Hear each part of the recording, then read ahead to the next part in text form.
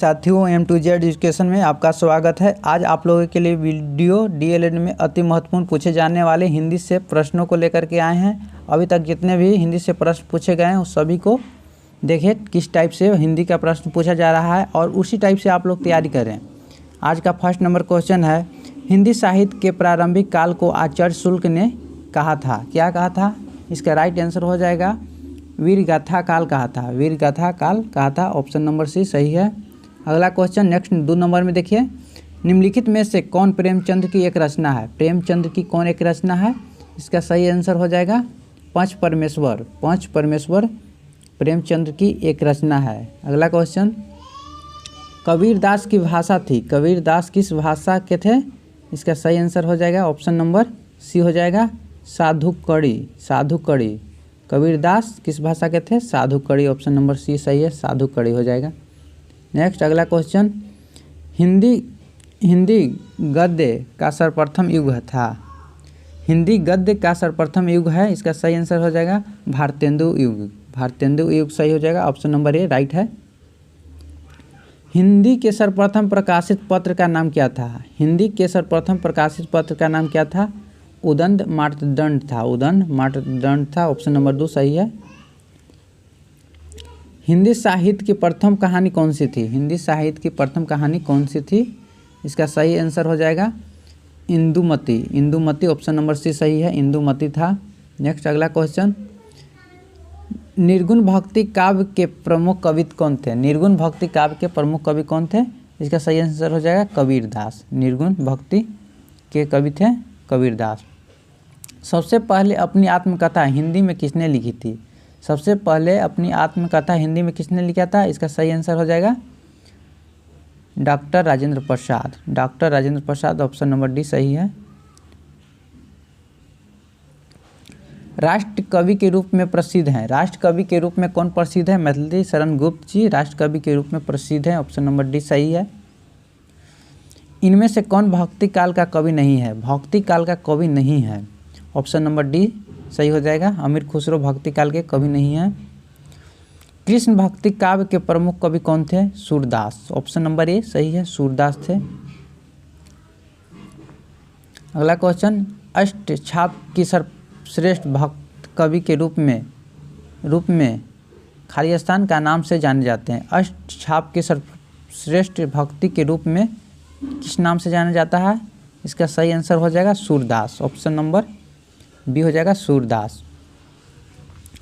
छायावाद के प्रवर्तक का नाम कौन है? छायावाद के प्रवर्तक का नाम क्या है? इसका सही आंसर हो जाएगा डी नंबर जयशंकर प्रसाद। छायावादी कवि थे जयशंकर प्रसाद। गवन मुंशी प्रेमचंद का प्रमुख है। गवन मुंशी प्रेमचंद का प्रमुख है उपन्यास हो जाएगा। ऑप्शन नंबर ए उपन्यास है। आंचलिक रचनाएं किससे संबंधित है? आंचलिक रचनाएं किससे संबंधित है? ऑप्शन नंबर सी हो जाएगा क्षेत्र विशेष से संबंधित है। क्षेत्र विशेष से संबंधित है। कबीरदास हुए हैं। कबीरदास हुए हैं। इसका सही आंसर भक्ति काल के। भक्ति काल में कबीरदास थे। ऑप्शन नंबर बी सही है।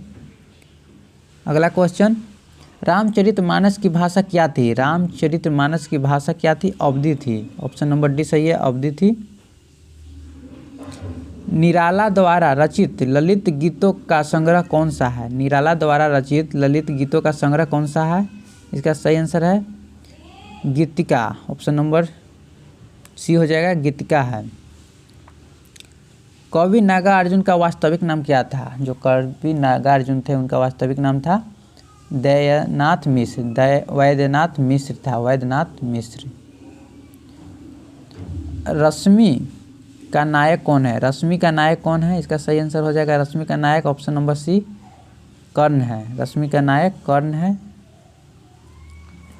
हिंदी खड़ी बोली के प्रथम रचनाकार कौन है? हिंदी खड़ी बोली के प्रथम रचनाकार कौन है?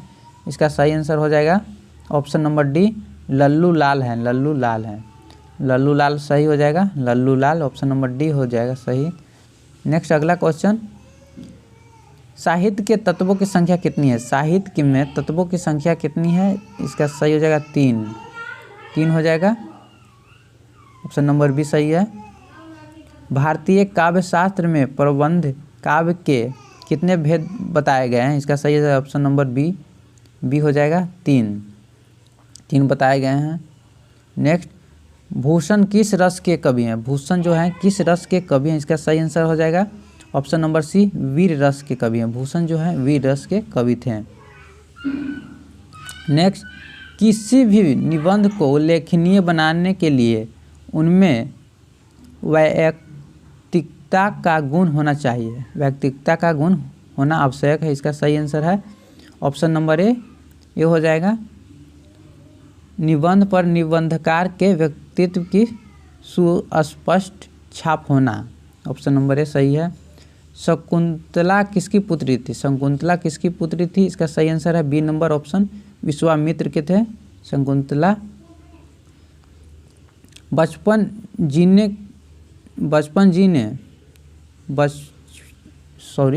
बच्चन जी ने प्रथम बार जीवन को मानवीयता के प्रति अपने प्रौढ़ भावों को वाणी किसकी स्मृति में दी थी?